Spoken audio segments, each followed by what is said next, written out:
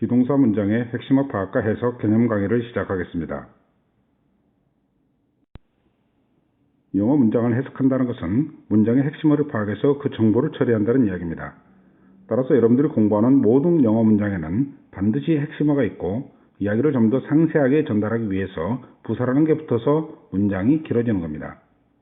그러면 핵심어가 무엇인지 살펴보도록 하겠습니다. 우리는 다른 사람들에게 어떤 정보, 즉 의미를 전달하기 위해서 문장을 만들게 됩니다. 이러한 의미 전달을 위한 필수 요소, 즉 여러분들이 알고 있는 주어, 동사, 보어, 목적어를 문장의 핵심어라고 부르는 겁니다. 대부분의 문장은 이러한 핵심어에 부사가 덧붙여져서 길어지게 되는데 부사라는 것은 이야기를 좀 더 상세하게 하기 위해서 덧붙인 내용이다. 이렇게 이해하면 되겠습니다. 그러면 우리말과 영어 문장이 어떻게 핵심어와 부사로 이루어졌는지 살펴보도록 하겠습니다. 여러분들은 화면에 나와 있는 우리말과 영어 문장에서 핵심어를 파악해 보세요. 핵심어는 그 문장에서 없어서는 안 되는 필수 요소이기 때문에 우리말에서는 그의 형은 농구 선수였다가 핵심어가 되겠고 10년 전에는 부사가 되겠습니다. 마찬가지로 영어 문장에서는 His brother was a basketball player가 핵심어가 되겠고 10 years ago는 부사가 되겠습니다. 우리말과 영어 문장의 핵심어와 부사가 정확하게 일치한다는 것을 알 수 있습니다. 두 번째 예문의 핵심어를 파악해 보세요.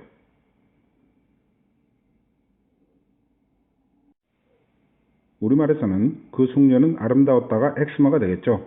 핵심어가 아닌 그녀의 젊은 시절에는 부사가 되겠습니다. 마찬가지로 영어 문장에서는 The lady was beautifully 핵심어가 되겠고 inner use는 부사가 되겠습니다. 역시 우리말과 영어가 핵심어와 부사에서 정확하게 일치한다는 것을 알 수가 있습니다.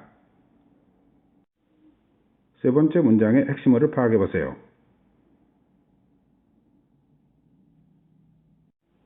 우리말에서는 그 소녀는 공원에 있다가 핵심어가 되겠고 핵심어가 아닌 산책하기 위해는 부사가 되겠습니다.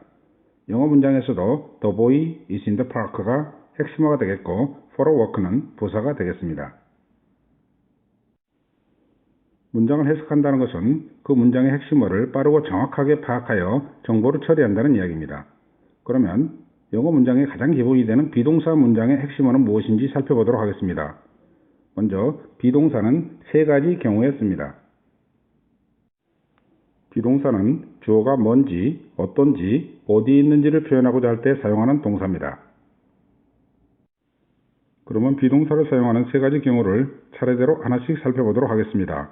먼저 주어가 뭔지를 말할 때 비동사를 쓴다고 그랬는데 이거는 무슨 뜻이냐 그러면 만약에 주어가 그 건물이라고 그래봐요. 그 건물이 학교인지 병원인지 우체국인지를 말하고 싶다. 그럴 때 비동사로 문장을 연결한다는 뜻입니다. 물론 주어가 사람일 경우도 마찬가지예요. 그 사람이 변호사인지 선생님인지 의사인지를 말하고 싶다. 그럴 때 비동사로 문장을 연결해주면 되는 겁니다. 그러면 주어가 뭔지를 말하고자 할 때는 비동사 뒤에 어떤 품사를 써야 할까요? 학교, 병원, 우체국, 변호사, 선생님, 의사 이러한 말들의 공통점을 찾아보면 되겠죠. 이러한 말들은 모두 품사가 명사라는 것을 알 수가 있죠. 그래서 여러분들은 주어가 뭔지를 말하고자 할 때는 비동사 뒤에 명사를 쓴다. 이렇게 기억하면 되겠습니다. 두 번째로 주어가 어떤지를 말할 경우에도 비동사를 사용합니다. 예를 들어 보면 만약에 주어가 건물이라고 그래봐요. 그 건물이 높은지 넓은지 아름다운지 등등을 표현하고 싶다. 이런 경우에 비동사를 쓴다는 뜻입니다.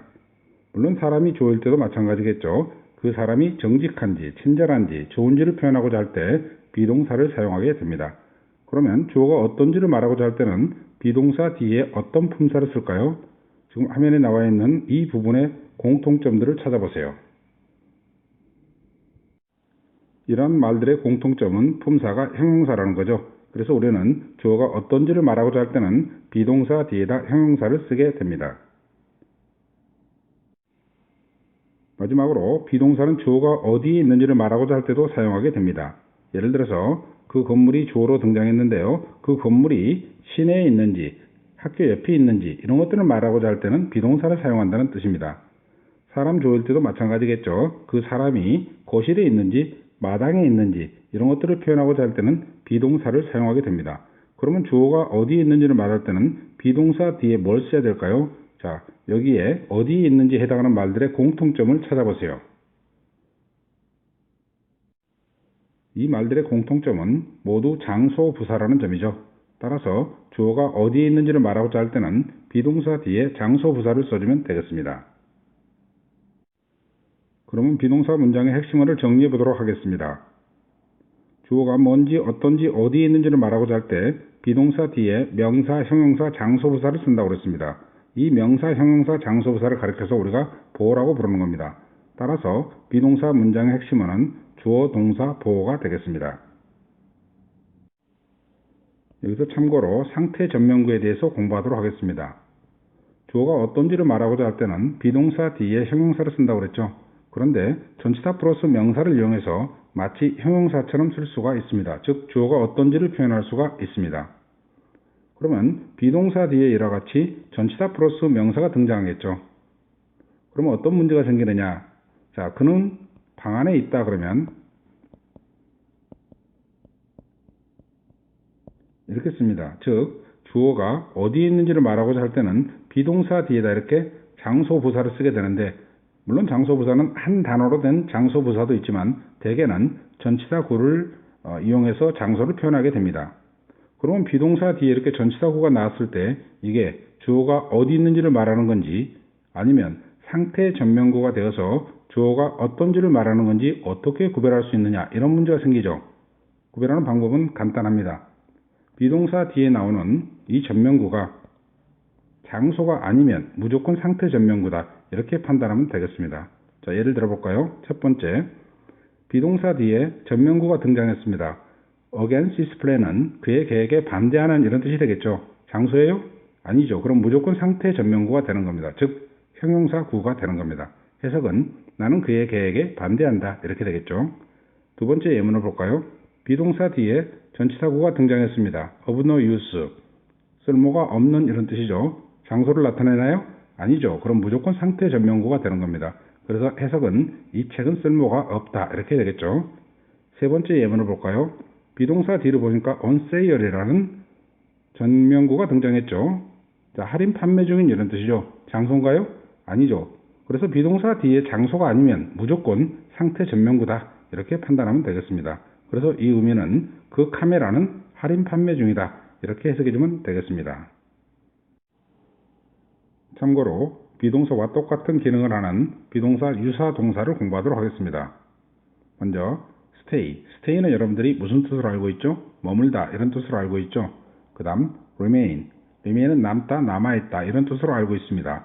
하지만 이 두 개의 동사는 뒤에 명사나 형용사가 나오게 되면 그런 뜻이 없어집니다. 그리고 비동사하고 똑같은 뜻이 되는 거예요. 자, 예를 들어서 they remained friends. 자, remain 뒤에가 명사가 나왔죠. 그럼 얘는 비동사하고 똑같은 겁니다. 그러면 they are friends, 그러면 그들은 친구다, 이런 뜻이죠. remain을 썼을 경우는 어떤 의미 차이가 있느냐? 약간 지속적인 의미 차이가 있습니다. 그들은 여전히 친구다. 비동사하고 같은 의미죠. 남아있다는 뜻이 전혀 아니에요. 그 다음 we stay healthy. 이와 같은 문장을 만나면 stay 다음에 형용사가 나오잖아요. 그러면 이 stay는 머물다, 이런 뜻이 아니에요. 그냥 비동사입니다. 우리는 건강하다, 이런 뜻이에요. 그런데 stay를 쓰면 약간 지속적인 의미를 첨가해서 우리는 여전히 건강하다, 이런 뜻이 되는 겁니다. 자, 마지막으로 keep은 보통 우리가 간직하다, 지키다, 이런 뜻으로 알고 있죠. 그러나 뒤에가 형용사가 나오게 되면 이 keep도 마찬가지로 비동사가 되는 겁니다. 물론 keep 다음에 명사가 나오면 약속이 나온다 그러면 약속을 지키다, 이런 뜻이 되겠죠. 그러나 keep은 형용사가 나왔을 경우에는 비동사하고 똑같은 동사가 되는 겁니다. 예문을 보면 you should keep quiet. keep이라는 동사 다음에 형용사 quiet이 나왔죠. 그러면 이 동사는 비동사하고 똑같은 동사가 되는 거예요. 물론 you should be quiet 이렇게 해도 상관이 없습니다. 너희들은 조용히 해야 된다. 근데 keep을 써도 괜찮다는 뜻입니다. 무슨 말인지 알겠죠? 이와 같이 비동사와 같은 의미를 가진 동사들도 알아두면 좋겠습니다. 그러면 실제 비동사 문장을 해석할 때 핵심을 파악하여 교재에 쓰는 요령을 소개하도록 하겠습니다. 문장을 해석하는 요령은 동사 뒤를 살피는 겁니다. 교재에 적어놓으세요. 해석 요령, 동사 뒤를 살핀다. 그러면 비동사가 등장했을 경우에 비동사 뒤를 살피면 뭐가 나올까요? 반드시 명사, 형용사, 장소부사, 이 셋 중에 하나가 등장하게 됩니다. 그러면 여러분들은 핵심어를 이렇게 적고 그 옆에 이와 같이 해석 요령도 동시에 적어주면 되겠습니다. 그러면 실제 문장을 통해서 비동사 문장의 핵심어 파악과 해석하는 훈련을 해보도록 하겠습니다. 먼저 1번 문장의 핵심어를 파악해서 교재에 써보세요. 문장을 해석하기 위해서는 문장의 핵심어를 파악해야 되는데 핵심어를 파악하는 요령은 동사 뒤를 살피라고 그랬습니다. 비동사는 그 뒤를 살피면 반드시 명사, 형용사, 장소부사 이 셋 중에 하나가 등장하게 됩니다. 이 문장의 경우에는 비동사 뒤를 살피니까 명사가 등장했죠. 그래서 주어부터 여기까지가 문장의 핵심어가 되겠습니다. 그러면 핵심어가 아닌 last year는 부사가 되겠죠. 여러분들은 교재에 비동사 뒤에 명사가 있으니까 핵심어를 이렇게 적어주고 주어가 뭔지를 말한다, 즉 해석 요령을 써주면 되겠습니다. 그러면 이제 비동사 문장을 해석해야 되는데 비동사 문장을 해석하기 위해서는 먼저 비동사의 성질을 정확히 알아야 됩니다. 비동사는 특별한 고유의 의미가 없이 주어하고 보어를 연결하는 기능을 합니다. 그래서 보통 연결동사다 이렇게 부르는 거예요. 여러분들은 보통 비동사가 뭐뭐이다, 뭐뭐하다, 어디에 있다 이런 뜻이 있는 걸로 알고 있죠. 그래도 상관이 없습니다. 그러나 원래는 비동사는 그런 뜻이 없이 주어하고 보어를 연결하는 기능을 하는 연결동사다 이렇게 알아두기 바랍니다. 그러면 자 주어가 뭔지를 말하기 때문에 이 문장의 핵심어는 어떻게 해석을 해야 될까요? 해석을 써보세요. 비동사 뒤에 명사가 나오면 해석하는 요령은 주어가 뭔지를 말하기 때문에 그의 누나는 학생이었다 이렇게 해석해 주면 되겠죠. 이제 부사의 해석을 써보세요. last year는 작년에 이렇게 해석해 주면 되겠죠. 2번 문장의 핵심어를 파악해서 교재에 써보세요.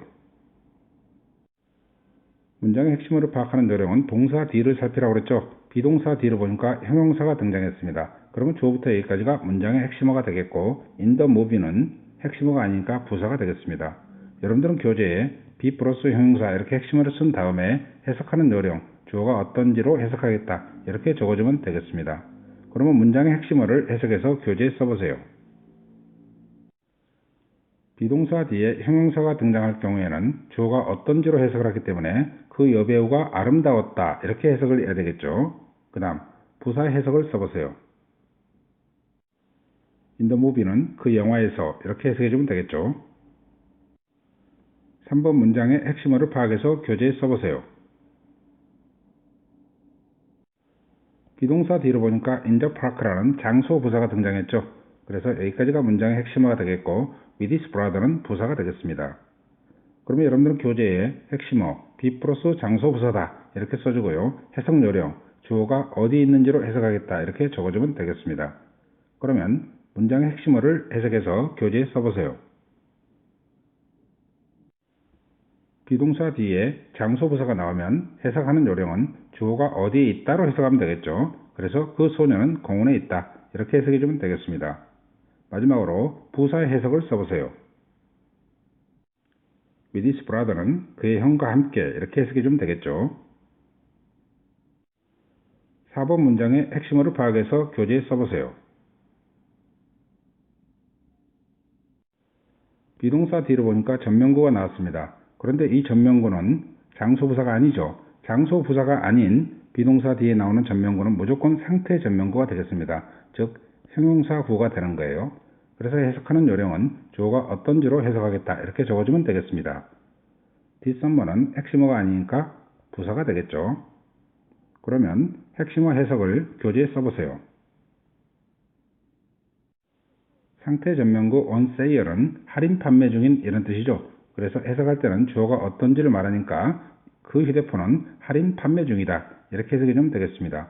마지막으로 부사의 해석을 써보세요. 뒷선문은 이번 여름에 이렇게 해석해 주면 되겠죠.